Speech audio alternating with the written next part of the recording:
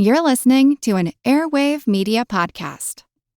Being part of a royal family sounds like a good time, right? The tiaras, the tea parties, the jewels de la guanza. Sadly, it's not all fun.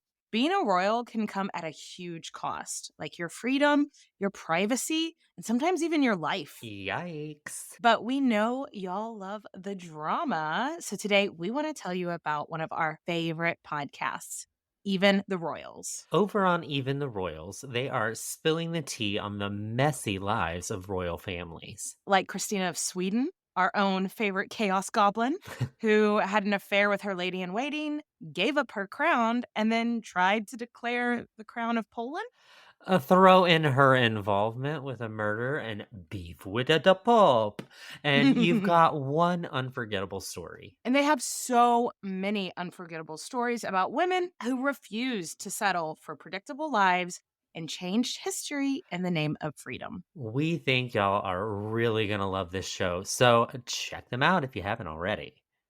Follow Even the Royals on the Wondery app or wherever you get your podcast, but you can also binge Even the Royals ad-free right now on Wondery Plus. Cheers! Hi, this is Katy. And this is Nathan. And you're listening to Queen's Podcast, the show about women in history.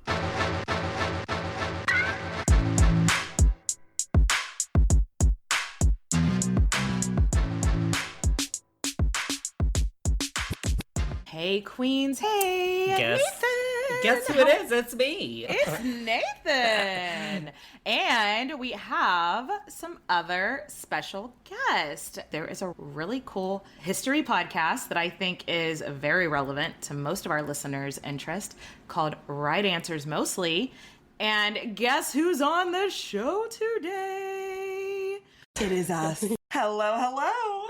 Introduce yourself. Let our listeners know who you are, about your show. Give us the deal.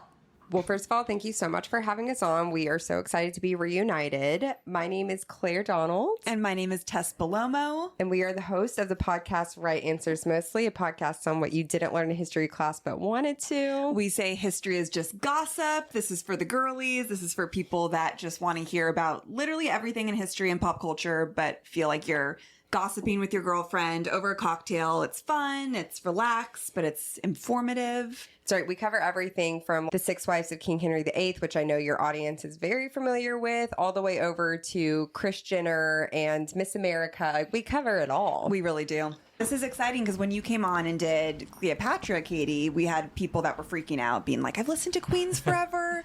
So yeah, we got the history kids on our side. The best kids ever. Yeah. Like you were saying, history is just like gossip. One time I just randomly did a throwaway tweet of like, history is just gossip that you can get a PhD in. And I have never had so many people respond to a tweet being like, yes. That's exactly what it is. Yeah, I mean, it's such a great space for women to feel like they can really be involved with history. And I think it's been a predominantly male space for a lot of our time. Since the beginning of time. The whole thing is like, in this realm, is that whenever you research a woman in history, sadly, the only thing that's written about is the man in some point. And you have to look back and go, her husband, her son. Her husband, her son. And you're like, I can't find any information on her. So you have to research her husband? That's bullshit. Oh my God, women have been dealing with this bullshit since like the beginning of time, and they also have been fighting it since the beginning of time. We grow tired. We do. But hey, we might as well have some fun talking about it, you know? Yeah. So we can learn for the future. But with that, we even had a month on childhood nostalgia. So we did the history of like AIM and MySpace and oh my then did God. Yes. There's just so much you can uncover, and like the nostalgia is so fun. Over 6 months ago now, I was in LA and I got to meet up with you ladies and record an episode about Cleopatra. Yeah. It was awesome. It was such a treat. It was, and honestly, Cleopatra is probably one of my favorite subjects that we've ever covered, and you told her story so beautifully and so fun in the way that you guys always do. Like, that's like the perfect example of history is just gossip, because there are so many things of people just like, hooking up with each other Some and getting drugs. drunk. Yeah. Damn, she liked to party. Yeah. She was a party girl, and we're here for it. But she was smart. You can be a party girl and you can be And smart. also smart. Yes. Because the person that we're going to talk about is from Mexico, I decided to make a little homemade margarita. I didn't have all the ingredients, so I kind of winged it, but it turned out really good. I ran out of ice, so these are frozen raspberries and blueberries in there. Oh, delicious. Yes, and just a little lime juice and tequila and some tahini on the rim. Yum. Oh, we love the dedication. So speaking of that, ladies, who are you going to tell us about today? Well, tequila is very appropriate because our subject did really enjoy tequila. She sure did. At points in her life. We are talking about none other than Frida Kahlo. Yes. Our girl Frida. So we did an episode on Frida, I believe March of last year. Her story really stuck with both of us, I think, especially Tess. Yeah, I just felt incredibly moved by her story. And also, this is a subject I really did not know a lot about. I knew about the movie with Salma Hayek. Yes. Of course. And I remember watching that trailer a lot in my childhood, being like, what a gorgeous woman. No kidding. But then I just never really followed up. I was like, she seems cool, but I just was like blown away with how much I just adored her. So Katy and Nathan, what do y'all know about Frida? What are your first thoughts? She's a Mexican artist, bisexual badass, amazing, opinionated, just the way I like my women type of gal. And unibrow for days. Live it. We'll talk about it. I went to Mexico City last year, and there's a lot of Frida stuff all over the place. So I feel like if I hadn't known a little bit about her before going, I would have been like, what? Who is this? But because we covered Josephine Baker a couple of years ago, and who Josephine Baker is my biggest historical crush, even more than Cleopatra a little bit. We want to cover her one day for sure. Maybe it's we'll on have to her. come back on. She's Okay. a sexy badass. Frida like you what she saw. Frida like you lot. Yeah. They probably had an affair. So we talked about Frida a little bit on Patreon, just because we did an episode about Josephine Baker's lovers. But it definitely wasn't a deep dive. So I am really excited to learn more about her today. Well, I'm so excited to revisit her. Yeah. Like you said, Frida was an artist, and her greatest muse arguably was herself. Throughout her lifetime, she painted a huge number of self-portraits depicting deeply painful and personal experiences in raw detail, from miscarriages and abortions to a painful injury which plagued her, which I think that is just something that we will see through Frida, is that she was so unapologetically honest about her experience as a woman and through chronic pain, and it's just something that was not done. Talking about things that make people uncomfortable. I think we should all Yes. normalize. It's great to hear that she's doing, like, it's that shock value, though, of her telling her human experience of what being a woman is like and what being all of that is like, and just saying, this is what all this looks like. Why does it shock And you? It shouldn't. Completely. It's a Yeah, human it experience. should. Right. And Yeah. so I highly encourage all the listeners when I say the paintings names to go, and because they are shocking. Like even today they are shocking, and to look them up because they are quite incredible. And I would like to start us off with a quote from Frida. Quote, I used to think I was the strangest person in the world, but then I thought there are so many people in the world. There must be someone just like me who feels bizarre and flawed in the same way as I do. I would imagine her and imagine that she must be out here thinking of me too. Well, I hope that if you are out there and read this and know that, yes, it's true, I am here and I'm just as strange as you. I love that. I already have the chills. I know. I'm in love with her. So, Magdalena Carmen Frida Kahlo y Calderon, that is her full name. I am not great at Spanish, so please bear with me, everyone. You got it, baby. She was born on July 6, 1907, in Cavacon, a village on the outskirts of Mexico City. So, July 6th, we always take it there. Cancer. She's a Cancer. Oh, yes. Astrology. Cancer is usually a little bit emotional. I would be interested to see the rest of her chart because when I think Frida Kahlo, I don't think sensitive. Well, I mean sensitive because she's an artist, but I don't think someone who is maybe going to get their feelings hurt easily when I think Frida. Yeah, I wonder if she has a little Aquarius in her too, or Scorpio. some Earth. I could also see a fire sign like an Aries. I could see Oh, yeah. for her. Leo. Leo. Yeah, I Leo. mean, She's got some Leo. big Leo energy. I'm sure someone has done her chart at some point. Let's see. Please hold. Please hold, yes. Let's see. We have a Cancer Sun Gemini moon, and a Leo ascending. Oh, we knew it. Yeah, that Leo is strong. So this already sets the tone for her, I Yes. think, in a lot of ways. And it's like an air sign for her moon completely. Yeah. Yeah, got it. Yes. So we are setting up Frida, and it's actually important. I wonder if the person knew this when they were doing her big three, because she was born in 1907. However, she would claim later that her birth year was 1910. She wanted her birthday to be the same year as the Mexican Revolution. She's a political queen. Truly. So Mexico at the time was being led by a dictator, and he was super not chill. He was very into the capitalist society, and the people that were struggling were the lower class, the landowners, because then he started taking their land and selling it to the United States. And so they suffered greatly from that. And so then the people were like, fuck that. And there was a revolution. It was not, clean, and it lasted for many years, but it started in 1910. We're called Right Answers mostly, so I'm not going to speak further on the Mexican Revolution. You got it. Like, this is not a Mexican Revolution pod. It was a revolt, and there was lots of war. Yeah. Nailed it. Yeah. And so she really identified with the people, and she was like, that seems like Mexico's birth year, so that's what I want my birth year to be. Mm-hmm. Cool. Rock stars. Yes. So her dad was a German photographer, and her mother was of Mexican, Spanish, and Native American descent. Frida had 3 sisters. She also had 2 half-sisters from her dad's previous marriage. Whoa. Get ye to a convent. Were they really poor? Is that why they sent them to a convent? Because they couldn't afford to raise them, or? I actually don't know what the story was behind her 2 sisters. I don't know if it was like if something happened to their mom. Or were they just like, fuck these bitches? I kind of think We don't that. like you. And then her dad married another woman, had more daughters, but tough times. Wow, for the them. feminine energy, though, is strong. So Frida will say that her childhood was surrounded by women, and we'll see that in her life as well. Good vibes. Good yes. vibes. Yes. Good vibes only. Right answers mostly. Good vibes only. Love that. Cute. Coins here. She also described the atmosphere in her childhood home, though, as very, very sad. Both of her parents were oftentimes very sick, and she said that their marriage was devoid of love. Oof. Not a happy childhood. Doo-dah, doo-dah. That always makes the best episode. That makes for drama. I mean, talk about tragedy will be a through line through this. When she was sick, she contracted polio, which yeah, That's major.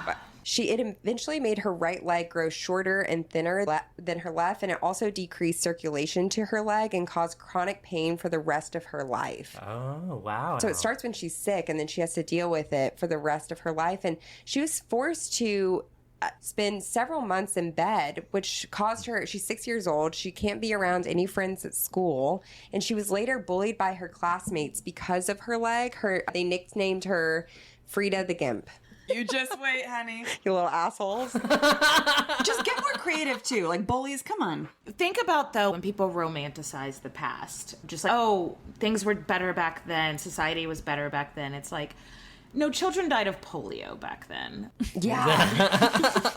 True. Like, we're good. Yeah, that's some serious shit. Yeah, have you seen those images of children having to live in iron lungs? I mean, I'm very sorry that she was affected for the rest of her life, but it could have been worse. Polio is a pretty big deal. She did survive, and she was able to walk after this. And not even just walk. She was introverted from this, but her dad at this time encouraged her to play sports to regain her strength, actually. He's like, let's get out there and wrestle. At least he's encouraging. Yeah. Right? Yes. Like, he's trying to get her up and move and do something. But if he's trying to be supportive of her being mobile. Totally. And she was actually his favorite out of the daughters. I think she was more of a tomboy. And also he taught her about literature and philosophy and nature. He was a photographer, so he was very much into the arts. And at this time, wrestling and boxing, those were sports that were deemed unfit for women. Mm-hmm. Truth. So she's already breaking barriers. I love that. Love that. And because she was so sick, she got delayed in school. However, Frida is such a tough cookie. or in a smart cookie, that she was accepted at 16 years old to the elite national preparatory school. The school had only recently begun admitting women. She was one of only 35 girls at the school of 2,000 students. Wow. Can you imagine having to be around that many men when you're just like such a small percentage? Wow. I can't. 35. At the school, her and her 9 classmates create this group, and it's basically a group of like rebellious political kids. So from the start, she's actually 16. So I think it was all ages at the school, but they're like, if you guys watch School of Rock, they have stick it to the maniosis. Like they want to fight the power. She's very involved right away. And she falls in love with this boy, Alejandro Gomez Arias, and he's the leader of the group, and he is her first love, and her parents are not down with it. Oh, no. Well, they never are with the first one. Exactly. Even And I the think second that's one. all it really was. It's always like, you're just never good enough for our daughter. Totally. And who is good enough for Frida? Literally, it's just about to say. Yeah. Right. Yeah. But on September 17th, 1925, Frida's life is changed forever. So Frida and her boyfriend were on the way home from school, and they're riding this wooden bus. And while they're on this bus, it collides with a metal streetcar. And what happens is that the metal streetcar basically T-bones the wooden bus. The bus snapped into a bunch of pieces, and the train ran over people and all of the rubble. Several passengers were killed in this accident.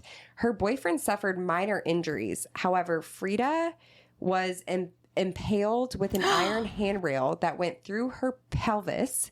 She later described the injury as, quote, the way a sword pierces a bull.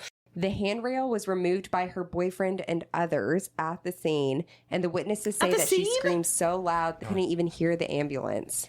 Good God. So we have polio, and now we have her getting impaled. God, it always reminds me of the episode of Grey's Anatomy. Girl, that is exactly what was on my mind. Like that, like... Yes. Did you guys? Are you talking about the one where they're both impaled on the same thing? There's 2 people, strangers that are... Sure am, Katie. And only one can survive. And the saddest song ever in the background. I forget what it was. I just remember being like, God, you kill me. And this is a Shonda Rhimes formula. It is. Yep. But more on Frida's horrific injuries. Right. She's like, please don't laugh at this. This is the worst day of my life. Well, it is crazy. She suffered many injuries. Her pelvic bone had been fractured. Her abdomen and uterus had been punctured by the rail. What? Her spine was broken in 3 places. Her right leg was broken in 11 places. Her right foot was crushed and dislocated. And her collarbone was broken and her shoulder was dislocated. Fuck. All right. So you're going to be in the hospital for a while. 5. And so this is 1925, right? 1925. They just treat it with morphine and cocaine. Exactly. Wow, that's an interesting point. Think about going to the hospital at this time. It's not a pretty sight. No. They don't have fun antibiotics. They don't have modern medicine. Give you some morphine so you sleep, and then let's give you some cocaine to get you back up. Like that. Yeah. But then they're like, and if you get addicted to it, not my problem. Whoops. But you're alive. Well, she actually spent a whole month in the hospital. She had to wear a plaster corset, which confined her to bed rest for the better part of 3 months. Oof. And like we're just saying, this is 1925. You don't have Netflix. You don't have podcasts to listen to. No Postmates? Nothing. We talk about this a lot on Queens because historically when women gave birth in a lot of European societies, they then had to do a confinement period before and after giving birth.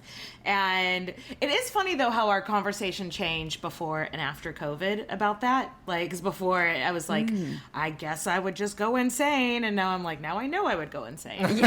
But It's been proven. I have the experience. But at least I had Netflix. At least I could text people. What did you do besides read? Can anyone guess what Frida did to fill her time? I have one guess, but I'll say I have 2. And I'll say the first guess, which is she liked to draw. Bada bing, bada boom. I don't blame her. She doesn't have anything else to do.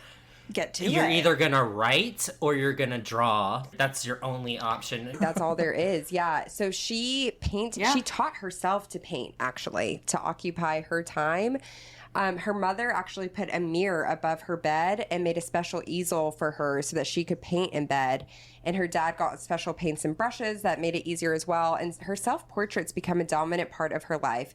Frida once said, quote, "I paint myself because I'm often alone and I am the subject I know best." Yeah. Well, at least she has a supportive family. Again, I kept harking back to the dad and the mom who were like, here's a mirror, here's some paints, let's help you Get through this. explore who you are and get through this. Yeah, exactly. So it's, you kind of see what that kind of childhood gets you. That's a good point. But I think what we talked about earlier too with women in history, it's so much of it is like, oh, she just went through so much tragedy. That was just her story. But something that was so special about Frida is that she had this quick wit and this amazing sense of humor, and she had it through all of this tragedy. And that's something that really stood out to the people who surrounded her in her life as well. And it juxtaposed with these dark paintings that we see her start to create as well. By late 1927, she's finally off bed rest. She gets back out there and starts socializing with people her age who are now at universities. But because of the accidents, like the kids are just in different places than she is, because it's like she's known what life can throw at you now, and the kids still are full of youth and ignorance, and so I'm invincible. Right. And she's like, no, I'm not. Yeah, you lost a lot of your like childhood like freedom and optimism probably in that. Yeah. she said, all of my friends grew old slowly and I grew old all at once. Good. I mean, I couldn't even imagine having to go through all that physical trauma that she went through. So she had to grow up really quickly. No kidding. Like, Yeah. To have those two traumatic things, bam, bam, like the polio. And then she's like finally recovered from that. And now she's bedridden again. Yeah. Well, you're just thinking about mortality Yeah. in a way that other 15-year-olds aren't thinking about mortality Exactly. as well, you know? Yeah, like what are you talking about with your friends at And lunch? probably hyped up on cocaine. Well, some people that she found that she did relate to is fellow like politically active people. She joined the Mexican Communist Party. This was her circle of people. They were passionate about telling people that capitalism brings more disparity than more wealth for most people. And so she's, very passionate about that. that's all I heard from my dad was she was a commie. I mean, that is Yeah. a lot of her reputation. Yeah. You know, people associate her with that.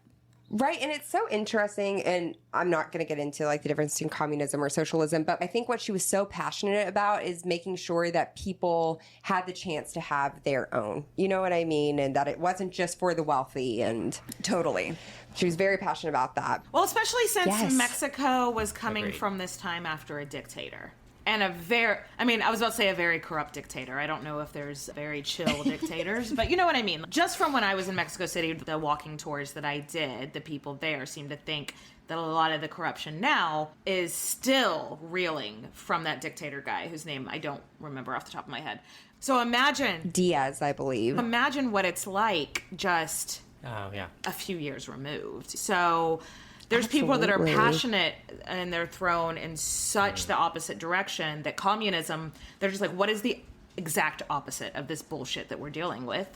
Communism. So it's not a surprising stance that you would take. And welcome to my Right. TED Talk. No, we agree. That's very important context because I feel like that's kind of what we're talking about. Of just like before judging her, being like, okay, let's also take a look back at Yes. the political Yeah. atmosphere. Yes. And what's been going on. And that's important. I completely agree. Well, she hit it off with this woman, Tina Modotti, who was an actress, photographer, model, and political activist. Like, find you a girl who can do it all. Yeah, we love that. And it's at one of Tina's parties in 1928 that Frida was introduced to Diego Rivera. Does this name ring a bell with anyone? Diego. Dun, dun, yeah. Diego. So, yeah, I mean, unless you're like super in the art world, like why would it? Diego was a powerhouse in the art world, and these two will fall in love. And Diego had already made a name for himself. Obviously, we know Frida makes a name for herself later. And like the way that I would describe them in the art world is like the Beyonce and Jay-Z, just like the two that are at the top of their game and they're together, Yeah. you know? They meet at this party. And then of meeting Diego, Frida says, quote, "I have suffered 2 serious accidents in my life. One in which a streetcar ran over me. The other accident is Diego." God damn. That's so hot. I I mean, it is pretty steamy. And tragic, but yes. We love a toxic relationship on Ram. We love to break it down. I think right now, though, we need to top off our drinks, but we should come back as we are just getting into these two's love story. All right, we'll be right back. Okay, so we are back. Last we left our girl, she was at a party. She is mingling. And we got the Beyonce meeting Jay-Z, basically, is where we left off, right? Exactly. So Frida and Diego Rivera have met. Now, Diego Rivera was 20 years older than Frida. And there it is. Icky. A tale as old as time. Super ick. We've seen this before. Yeah. A lot of times in Queen's podcast, though, we have it where it's like he's 20 years older because she's 11. So at least we talk about this constantly. It's interesting that you say that because before this party, they actually had briefly met Katy. They actually met in 1922 when he was painting a mural at her school. Frida was just 15 years old at the time. And seeing a 36-year-old Diego, she began watching him paint and she started playing pranks on him at the school. Again, he's 36, she's 15. She stole his lunch and she told a friend, I'm going to marry that man one day. We hear so many stories about people seeing someone for the first time and being like, I'm going to marry that person. And it's like, and what? You don't even know their name. We did a TikTok about it, being like, why do people in history always say this? And we got these people came for us being like, that's how I felt about my husband. You don't even know what true love is. We were like, God, sorry. We're like, love or lust, babe? Like, lust is a hell of a drug. Like, you could say, I want to have sex with that person one day. like a lot of times when people say that, they are just writing a fairy tale. Yeah. Like, Yes. sure. Yes. Also, if a 15-year-old is like, I'm going to marry that man. When I was 15, I thought I was going to marry Taylor Hanson.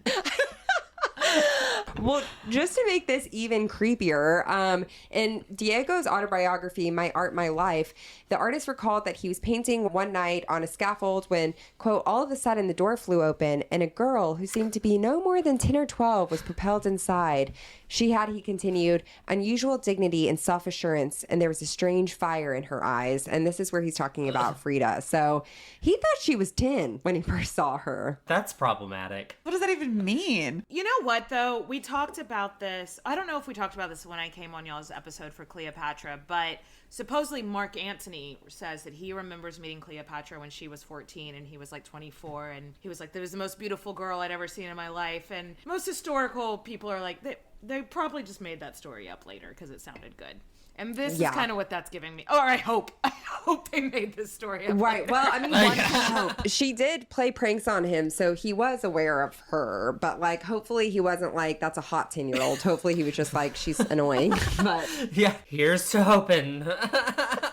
so gross. But yeah, so Diego was painting at her school, but Diego was already at this point when Frida meets him. He's a huge artist. He was kind of a child prodigy in the art world. He started very young, and he was really good friends with people like Picasso, and he was also super involved in politics, and especially in the Communist Party. He was not an attractive man. I mean, he wasn't my type. I guess I could just say that. But he got all the ladies. Like, the charm he must have had. Yeah, he's like, he knew how to flirt. Yeah. Mm-hmm. There's a difference between handsome and hot. Oh, ain't that the truth? Handsome on paper and hot once you see him with that swagger. Exactly. How he speaks to you, how he looks at you. 100%. But upon meeting Frida, Diego was still married. He had been divorced once. He had a mistress, and he had had children with all of these women. No, thank you.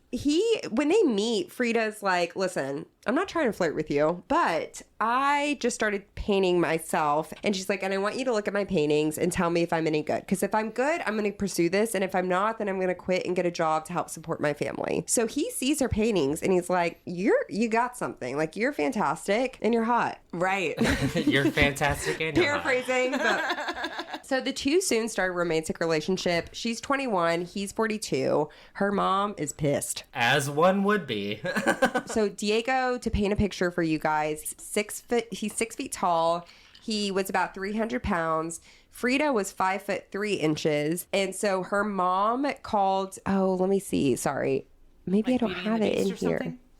Yeah, it's something like the bull and the dove or something like that. But it's like they were just very, she was like not happy about it at all. But her dad actually didn't mind because he was wealthy, and because of Frida's medical conditions, he knew that like Frida wouldn't be able to get a lot of jobs and that she would also need a lot of medical treatment throughout her life. From a business standpoint, this relationship could really work out. Our bodies come in different shapes and sizes, so doesn't it make sense that our weight loss plan should too? Noom builds a personal plan that factors in dietary restrictions, medical issues, and other personal needs so your plan works for you. One of the things I love about Noom is that it doesn't feel restrictive. Instead of focusing on what you can't eat, it helps you develop a healthier relationship with food. You can still enjoy your favorite treats in moderation, which makes it a sustainable approach that I can actually stick to. If you're looking for a personalized weight loss program that actually works, I highly recommend giving Noom a try. It's a program that's helped me achieve my goals and feel better than ever. Stay focused on what's important to you with Noom's psychology and biology-based approach. Sign up for your trial today at Noom.com. That's Noom.com. Go check out Noom today. Sephora stores are everywhere you are. So just pop in. When you need a brown lip to match your 90s playlist. A confidence boost before your interview.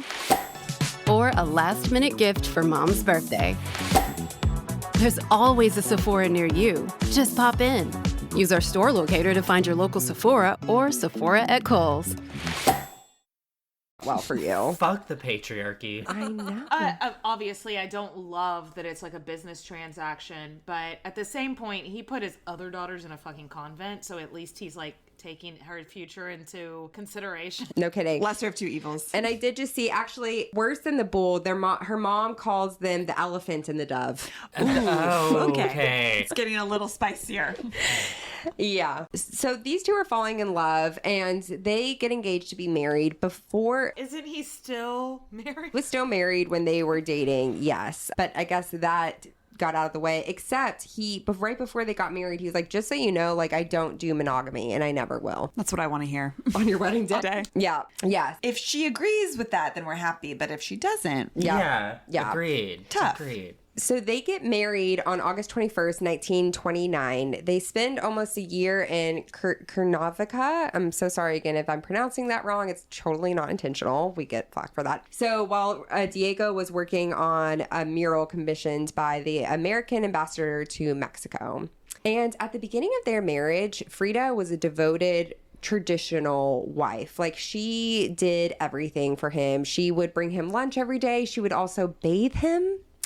Different times. I have several follow-up questions because, like, I know when we say traditional wife, I think cooking, cleaning. When I think bathing, I think maybe bathing the children.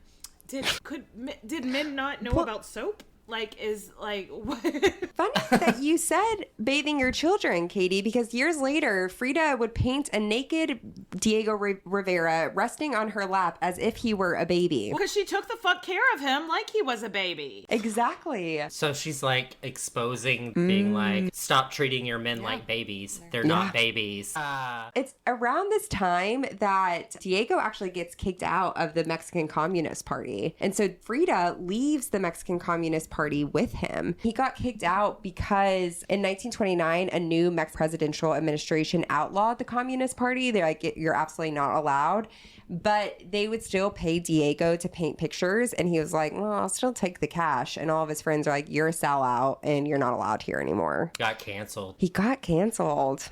It's true. And it's also around this time that Frida starts adapting her clothing style that we all know her for now. So she starts wearing traditional clothing as a show of Mexican pride, embroidered tops and colorful floor-length skirts. We talked about before, Frida had a unibrow as part of her personal and artistic style. She kept a unibrow and a mustache as a statement on male and female beauty standards. She would actually, in all of her self-portraits, she would heighten her unibrow and make it bigger and bolder. I love that. She's like, this makes you uncomfortable? Yeah. Yeah. I'm going to make it bigger. Watch me. Yeah. That unibrow was all her. And I loved it. No, but I love that she like is doing these traditional value things, and then the more that she lives in that reality, the more she starts to reflect the opposite of it in her art. I think that's really cool. I agree. Totally. And again, like at this time, like we're in the late 20s women weren't allowed at that point by society to be like, yeah, you can be feminine and masculine. Sure. Yeah.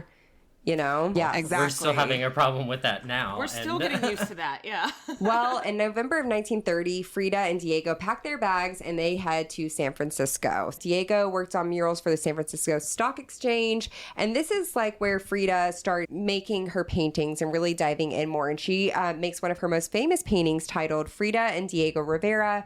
And it's a portrait of their wedding photograph. If you guys look it up, it's one of her most famous for sure. But she hasn't really come into her own in the art world yet. She's publicly still presenting herself as Diego Rivera's wife, not Frida Kahlo. While they're in San Francisco, when they're done in San Francisco, they go to New York, then they head to Detroit. They're going all over. But by this time, Frida has become more bold in her interactions with the press because, again, Diego Rivera is a really big deal all over. In an interview she did with the Detroit News in February of 1933, she says, quote, "Of course he does well for a little boy, but it is I who is the big artist." Iconic.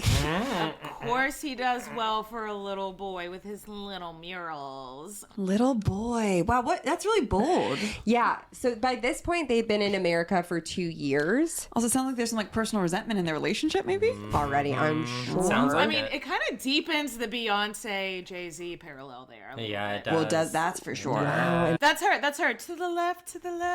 Statement. Yeah. Okay. Exactly. So they've been in America for about 2 years and she doesn't love America. She said that I find that Americans completely lack sensibility and good taste. They are boring and they all have faces like unbaked rolls. Unbaked rolls. No, I'm like, I'm sorry. We haven't discovered contouring yet, Frida. Like, Not give yet. us a break. There's no bronzer. Nothing. Bronzer sticks. Could you imagine being an American reading that, though, and looking at her picture and seeing that unibrow?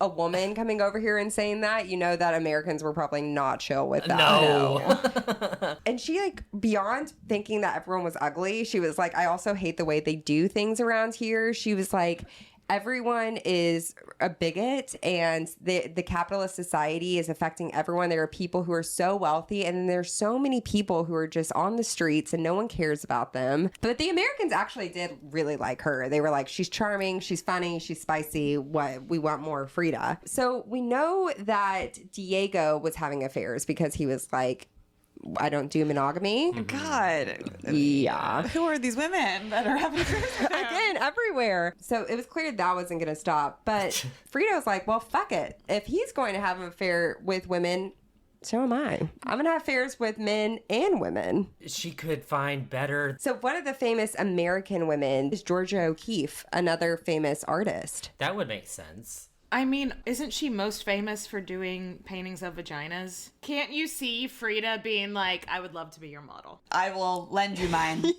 for artistic purposes. Not saying, just vibes. Good vibes only. We have a saying here on Queen's Podcast, no facts, just vibes. And this is a no facts, just vibes.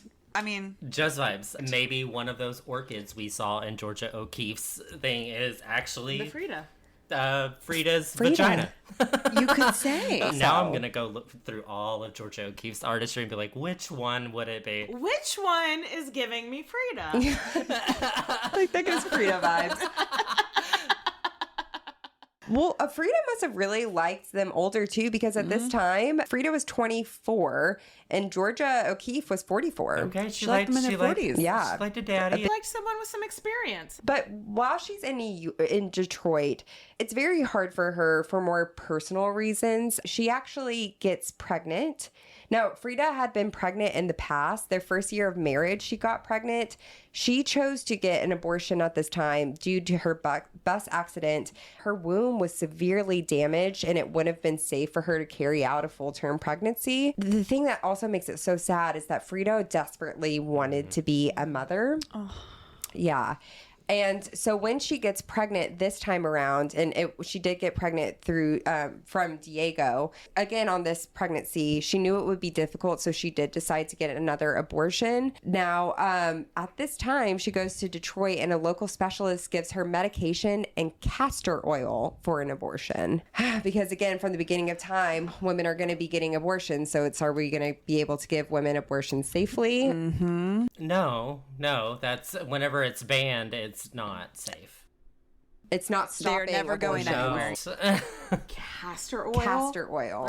Like to drink, like to ingest? Because that's what you give women to go into labor, right? I don't really know. Yeah, it is. Oh my God. Yeah, well, I think it's important to talk about. No, we I have do, yeah. we have a whole episode on the history of when Roe v. Wade was overturned. We did history of abortions, and it's literally the whole episode is like, since the beginning of time, women have been giving themselves abortions, giving other women abortions, and finally we got some doctors in there, and then they tried to take that away from us. Yeah, before the medical side of it got involved, it's all 50-50. It's all the equivalent of like throwing yourself down the stairs and hoping for the best. That is horrifying. That is so horrifying, because when she was in that accident, you said the rail punctured her uterus, right? So she can get pregnant, but I don't know her. I don't know what's going to happen, but like, what is that pregnancy going to look like? What is that going to feel like? What can it even result in a baby? Yeah, I mean, that's a great point for like anyone listening. You know, it's just another point of why abortion is so important, because you might have a pre-existing condition that would make it really hard or make you just not want to. And I think Frida is such a good example because she desperately wanted children. She wanted to be pregnant and had in the past chosen to get an abortion because she wouldn't be able to survive or wouldn't be a healthy pregnancy. And the baby probably wouldn't have survived either. Right. She was, it wasn't an easy decision for her, but she's thinking through all of the things to make a decision for herself. Exactly. And this brings us to when that medication and the castor oil actually failed. She decided to try to carry out the pregnancy to term. So the doctor was like, we can try to carry this out to term and then deliver through cesarean. Unfortunately, that didn't come true. And on July 4th, she endured a horrible, life-threatening miscarriage, which caused a serious hemorrhage that required her being hospitalized for 2 weeks. Well, honestly, though, when Josephine Baker had a miscarriage, she was in the hospital for, it was something like 15 months. And she wasn't even in America. She was in like Morocco. My God. During World War II. History is horrifying, and anyone says that they want to live there is dumb. So obviously we know how Frida has dealt with trauma and pain in the past. She begins to paint, and in the hospital she starts painting something called Frida and Cesarean Operation, but she can't finish this painting because she was in so much physical and psychological pain from the miscarriage. In the painting, she shows what would have happened if the baby was delivered by cesarean. The baby is laying next to her. I highly encourage you guys to look up these paintings. She can't finish that one. She started another painting 5 days later called Henry Ford Hospital. She paints this in 1932. In this painting, Frida Kahlo lies in a hospital bed naked with blood and was surrounded by 6 objects flying around her, but they were all connected to her stomach with a red string that looks to be an umbilical cord. Some of the things that are connected to her are a baby, in which would have been her son with her and Diego, an orchid that looks like a uterus, a snail that is a symbol of the slowness of the operation, and many more things. And it's just like, that is so brave and beautiful that a woman painted that in 1932. Yeah, that's powerful. Yeah, it's so powerful for her to just be like, and what? Yes. Her experience. This is what happens as being a woman in 1932. Here's the mirror of what actually happens. Sorry, I was quiet. I was looking at the paintings. They are incredibly raw. I love how comfortable she is with making people uncomfortable. Totally. And it's not like I'm making you uncomfortable because of something radical that I'm doing. No, I'm just trying to have a baby. Look how hard this quote unquote normal thing is for some people. Yeah. Which I think is something we still struggle with normalizing. Completely agree. And her paintings really don't make such an impact on the world till later. While some of her paintings were in expositions in Detroit, she gave an interview to the Detroit News on her art, and the article was condescendingly titled, quote, "Wife of the master mural painter gleefully dabbles in works of art." So she's making these paintings, and that's what that's titled. Gleefully. No one cares about his murals. Yeah. Dabbles. And gleefully. Like, dabbles is annoying, but gleefully. No, she is dying. Like, This woman's in pain. Okay. Yes. Okay. Exactly. Through what we see a lot in her art is tons of animals, and she surrounded herself with animals. Like she had a lot of monkeys and dogs, and they symbolize the children that she was never able to have. And so she put them all in her paintings. Well, animals are healing. I know animals are healing. 1000%. And it's just a very tough time for Frida. Less than 3 months later, her mom died from complications of surgery in Mexico. They had been in the United States for 3 years. Diego loved the United States. He was like, I'm living in the future here. Frida, we know, like, was never a big fan of the U.S. So she's like, I'm homesick. My mom just died. Enough. Like, we are going back home. So they moved back to Mexico City. They have this house built that was 2 houses connected by a bridge. One was Diego's that was pink and white, and hers was the blue house. So they're like, I mean, I feel like they're not a traditional couple really anyways. It's very like Gwyneth Paltrow and Brad Falchuk of them. Yes. Yes. Living in 2 separate homes. Are they connected to each other? Like, yeah, they are by a bridge. I'm sure that's great for a lot of married couples to live separately, but just have a little, A separate room, but you have your room to have fun in. It's very symbolic, though, that it's connected by a bridge. It would never work for me. Husband falls asleep on the couch, I get mad at him. I'm like, what are you doing? Oh my God, this is such the female It's experience. also very Pisces to be like, what, did I do something wrong? Because I'd be standing on the other side of the bridge being like, are you mad at me? What did I do? What happened today? What did I do? But bless Frida's heart, she starts having health issues again, guys. She got her appendix removed. She had another abortion, and she had gangrene on her toes. Ooh, that. Oh, But, like, should we hate Diego more? Do we want to I'm get more ready mad for at it. him? Yeah. this fucking guy. Y'all are never going to believe what he does next. But before we tell it, let's take another break. A little rage break? Okay. Yeah, a little break, a little drink break. You'll need it. Yeah, you'll need the drink for this. Yeah, Film Vault. We are one of the original film podcasts. That Do you can't be realize true. There was like 2 other film podcasts when we began, Brian. How long have we been doing this show? You and I first sat down and did a version of the show over 20 years ago. My now. God. There is shtick, but it's very little shtick. I We feel finish each other's like. Sandwiches? close enough. Was that a joke on a movie? Yeah, that's from Frozen. Oh, it is. Pretty bad. Ugh. Oh, look at you. I don't want to be like quoting Frozen on this Anderson- promo. Okay, peek behind the curtain. Anderson's Nope. like the Frozen guy. Like, he'll constantly reference animated films, family films, and I'm more the edgy indie guy. We do have the tropey thing going on where Brian does like the big Hollywood sexy summer movies. I'm always looking for like the hidden gems. 2 episodes each week. One, We review movies, and the first episode, and the second one, top 5 time. Top 5, different top 5 every week. Movies that made you cry. Worst movie accents. Most disturbing movies. All right, the Film Vault, check it out. wherever you find podcasts. That's right, the Film Vault's going on 20 plus years. Was the Sphinx 10,000 years old? Were there serial killers in ancient Greece and Rome? What were the lives of transgender, intersex, and non-binary people like in the ancient world? We're Jen And Jenny. from Ancient History Fangirl. We tell you true stories and tall tales of the ancient world. Sometimes we do it tipsy. Sometimes we have amazing guests on our show. Historians like Barry Strauss, podcasters like Liv Albert, Mike Duncan, and authors like Joanne Harris and Ben Aronovich. We take you to the top of Hadrian's Wall to watch the Roman Empire fall at the end of the world. We walk the catacombs beneath the temple of the feathered serpent under Teotihuacan. We walk the sacred spirals of the Nazca Lines in search of ancient secrets. And we explore mythology from ancient cultures around the world. Come find us at ancienthistoryfangirl.com or wherever you get your podcasts. So we are back. We have a phrase here on Queen's Podcast. When we talk about men in history that do good things, we love to give them their flowers. But when they fuck up, we call them this fucking guy. I have a feeling you're about to give us a this fucking guy story. I'm about to give you a this fucking guy, guys. It's a good prediction. Yeah. So, Diego obviously was not stoked to be back in Mexico, right? But he found something to pass the time. He starts having an affair with her little sister, Christina. Her little sister? Frida finds out about this, confronts him, and he says, well, this affair is your fault because you made me move back to Mexico. He blames her for the affair with her little sister. A million women in Mexico. Flames, the flames on the side of my face. Betrayal from your sister and from him. I mean, yeah, like what does her sister have to say about herself? Unforgivable.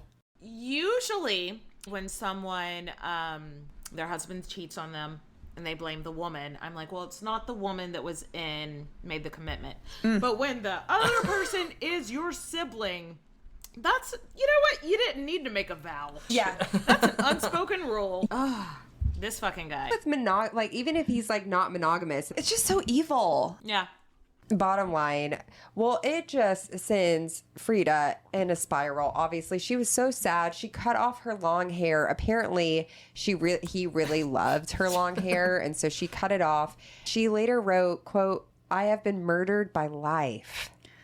That is so like 1990s Nathan. I've been murdered by life. I'd say the same thing. She then paints this painting called A Few Small Nips. Okay, in 1935, it's a woman who is gravely injured, lying on bloodstained sheets, and overlooked by a looming male figure. It's basically death by 1,000 cuts. Wow. Oh my God. Yeah, no, there's no guessing what this image is about. Oh. What a fucking statement right there. It's like, boom. I'm just going to drop the hammer. She's bleeding out. Yeah. And also to tell the world, this is what this man did to me. Right. Dump him. Drag his ass. Yes. Well, Dump I think it's him. also interesting because, okay, to bring it back to Beyonce. In Lemonade, when she is like saying about, I'm the mother of your children, both living and dead, and that image. Ooh. Oh, wow. You brought it there. Right? And thank you. Yes, and we are in her Lemonade era now, for sure. She is not crossing hairs, is what that painting is giving me. Yes. Yeah. Exactly. Well, so she moves into an apartment and considers divorcing him. She has another affair, so they haven't actually gotten a divorce. She then moves back and reconciles with both Diego and Christina. So apparently Christina and her 2 children then move in and live with Frida and Diego. Are they fathered by Diego, the 2 children? No, I don't think that these 2 children were fathered by Diego. I think that these were from previous, but... It's so weird. It's so weird. And this is when Frida really starts to compensate by heavily drinking and becoming dependent on a lot of drugs, which... Like, if I was in that situation. Yeah, I mean, like, what else? What's a girl to do? Right.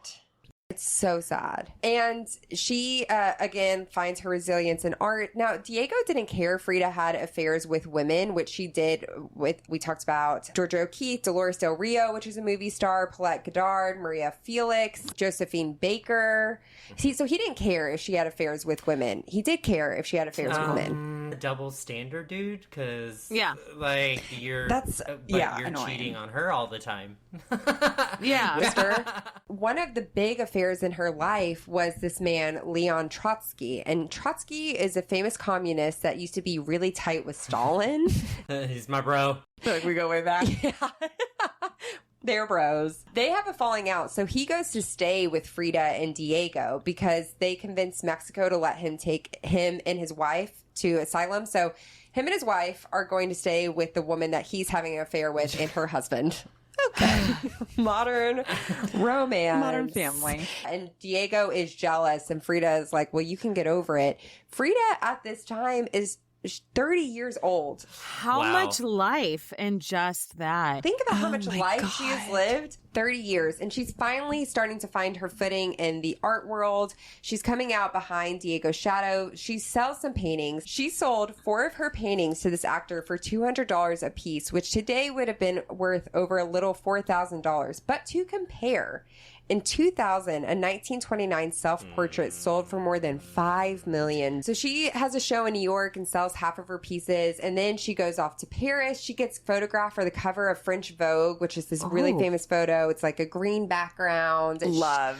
She looks so beautiful. It's iconic. So she's on the cover of Vogue. Oh, this is where she has an affair with Josephine Baker because she is in Paris. And Paris is like, oh my God, you guys know the French thought she was cool as hell. I didn't know that picture with the green background was the cover of Vogue. That's her Vogue cover. So gorgeous. She looks amazing in that picture. That's amazing. Yes. It's so cool. She's so chic. Is that where she met Josephine Baker? Because Josephine Baker was a French citizen at that point. Yes, this is actually where she has an affair with Josephine Baker. So, like, France was great to her. I love that They're all vibe. smoking I love cigarettes that and be like, we love you. Give me a baguette, and some cheese. Cigarettes for breakfast. I'm good. Right? That's the French life 101.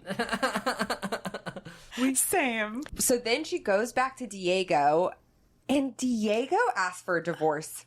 Like, really. That's how it always goes, isn't it? These toxic men. The nerve. I'm surprised why she stayed with him or like kind of kept waiting for him. Like, what was it about him? I wonder if she always had this complex of being like, he is this artist and this like bigger figure, and then didn't realize like, babe, you are the great artist. Are they Catholic? I don't remember finding a lot of like religious stuff. I mean, maybe like even just culturally Catholic. Yeah, just because when I know from Mexico is Catholic. Totally. In the 30s, it might have just been, even if you're not living together anymore, you don't get a divorce because that's one, it's hard to get, and two, it's a shame on your family type of thing. So maybe that's also. And then also, you know what? My grandfather asked for a divorce from my grandmother in the 70s, and she said no. And they ended up being married for like 70 years until her death. Amazing. No. Like, I'm good. Like, moving on. What do you want for dinner? You gotta have two people to agree to it. That's so funny. It's like, we're not doing that today. Yeah. Well, and she's just like, I love this era for her. She's in her 30s. She's like, whatever, divorce me. I don't care. I'm making my own living. I'm making my own art. Rocks on my head. I bought him. Sorry. Yep, exactly. I'm just Beyonce. She painted several famous paintings from this time, such as the two Fridas, which now knowing that she's a Gemini moon makes so much sense because she painted the two Fridas, which is a portrait that shows Frida's two different personalities. One is the traditional Frida in her traditional clothing with a broken heart, sitting next to an independent modern dress Frida. That is beautiful, though. As a Gemini sun, that resonates. Yes. Or just even the duality of being a woman with her own goals. Mm-hmm. Yeah. Right.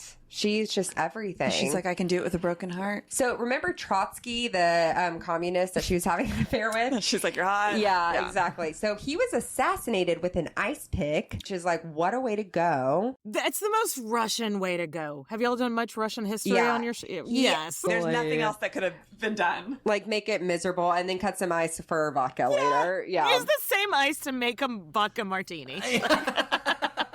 Use the same ice. Yeah. So Frida was actually arrested. Frida was later arrested because she was suspected of being involved in this. She definitely wasn't. They finally clear her, but her health is so bad at the time that she has to go to San Francisco to see a special doctor.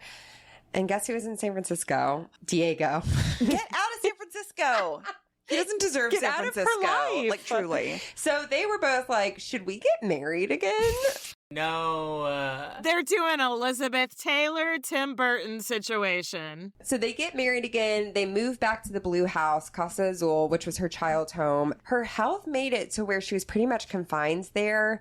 She enjoyed taking care of the house and its garden, and she was kept company by her friends, various pets, including spider monkeys and parrots. And it's at this point that Diego's like, yeah, Frida's a better painter than I am. Well, like, finally. I'll admit it. She's finally getting the public recognition that she deserves. She starts teaching students painting as well, but she's like more of their peer. She said, quote, I've never been a painting teacher, and I think I won't ever be. I'm always learning. I want you to know there does not exist in the whole world a single teacher who's capable of teaching art. To do that is truly impossible.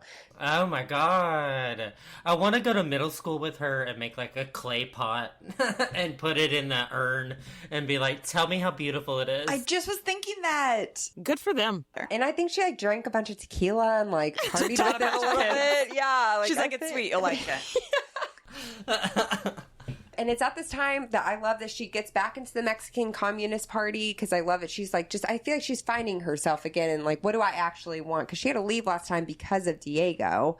So she gets back in that. She's dedicated what time her health would allow to political causes. And her health gets worse. She's taking copious amounts of morphine to get by. She begins using a wheelchair, and she has to have her right leg amputated to her knee due to gangrene in August of 1953. And she could have diabetes, too. So, like, we really didn't know that much about that back then, and it causes that. Yeah, it could be so many things that were happening. Medical history is a nightmare, like we've already covered. So who the fuck knows? Yeah. That's so true. Especially women's health. Exactly. You know, it's also in 1953 that she finally gets her first solo show in her country. And the doctors were like, you are not well enough to leave your house. You really should not go to this. But this is her first solo show in Mexico. She's like, I'm not missing this. So she has her, I think it was her students. She has her students carry her in by her bed. Wow. And she goes to the show in her bed and shows up. That is an artist. This is the most Leo rising, also an artist, yes. Bring me in my bed. Yes, she's like, wheelman. She's like, oh, my doctors say I can't walk in. I'm going to have my students carry me in on my bed. Carry me. And how vulnerable. Yes, such a good I don't want point. anyone to ever see me like sleeping, let alone like be sick in bed. You know what I mean? Yeah. Like, in your bed? That's it. so intimate. I'm sure she still got dressed up in her bed, yeah. The glam. Penciled in her unibrow, everything. Yeah, yes, absolutely. For sure. In her last days, Frida was mostly bedridden with bronchopneumonia. She made some public appearances, participating with Diego in demonstrations against the CIA invasion of Guatemala, so she's still political. She seemed to anticipate her death as she spoke about it to visitors, and she started drawing skeletons and angels in her diary. It was accompanied by the last words she wrote, quote, I joyfully await the exit, and I hope to never return. Oh, sweetheart. She knew she was transitioning. Yeah. Like, and she knew that, so it's like she's ready to go. So that's at least comforting, because sometimes we don't get that in history. Anybody that's known someone that was sick and on death's door, it's so much easier to talk to them when they're accepting of everything that's going on. And don't we all want to go knowing that we're ready for the next step? Yeah. Yeah. Well, at approximately 6 a.m. on July 13th, 1954, her nurse found her dead in her bed. Frida was 47 years old. The official cause of death was a pulmonary embolism, although no autopsy was performed. But there is speculation, which was that she died of possible suicide. I think there was a lot of medication around her bed and stuff too. And then an autopsy was never done. So when someone wasn't looking, she maybe like grabbed some of the medication. And I couldn't blame her. if there's no possibility of you recovering anyway, then Exactly. I don't blame someone. But 47 years, all of that life. Exactly. So much pain. She was sick for 40 years my then. goodness. She dealt with chronic pain for 40 years, most of her life. In accordance with her wishes, she was cremated. Diego Rivera stated that her death was the most tragic day of his life. He died 3 years later in 1957. Her ashes are displayed in a pre-Columbian urn at La Casa Azul, which opened as a museum, which was her childhood home in 1958. Her reputation as an artist grew even further after her life. During her lifetime, she was primarily known as the wife of Diego Rivera, and then she gradually gained more recognition in the late when feminist scholars began to question the exclusion of female and non-Western artists from the historical canon, and the Chicano movement lifted her as one of their icons. Just out of curiosity, is there anything that was your favorite thing that you learned about her, your most fascinating point about her, anything that resonated with you the most? I'm just curious. I just think she was such a pioneer for, I don't know, she was just so ahead of her time in so many ways and so bold about her pain and yet so joyful at the same time. I think bold about her pain is a really good way to put it, because women weren't expected. Women were drawing pictures of people at picnics. Landscapes, Yeah. And so she was like, no, let's normalize female pain. we're having miscarriages, we're being cheated on, we are having it's heavy, but I am all for. I think she would have loved 2024. Agree. With everybody out here now being like, normalize that we all have periods. Yes. Totally would have loved to see her paintings. More about gosh, Wow. same. Yeah, I can't even imagine like what she'd be able to do today as well. And then her and Josephine Baker could have just run away together. Yeah. I wish. Oh my God. Oh my gosh. Y'all, this was so much fun. Thank you so much. Before we go, let the listeners know where they can find you, where they can support you, where they can follow you. We are on Instagram and TikTok and YouTube and at Right Answers Mostly. You can subscribe on Spotify or Apple Podcasts, wherever you listen to your podcasts. And we have a new episode that drops every Monday. We have a premium subscription if you're interested to hear more about Claire and I and a little bit more like personal celebrity gossip. We have that too. And thank you so much for having us. We love these crossovers. Yes, this is so special. You guys are just great. Ditto. This was so much fun. It was. And Katie's episode of Cleopatra is amazing on RAM. So please come over and listen to that one because you guys know they're great at what they do. Oh, yes. There is detail, honey. And we love that. All right. Well, we end every episode here on Queens with cheers, bitches. So, bitches, cheers, bitches. Cheers. Cheers, bitches. Yeah, cheers, bitches. Hello, everyone. Stakuyi here. And I'm Gabby. And we are the hosts of History of Everything, a podcast which you can probably guess by the name is, well, I mean, it's about everything.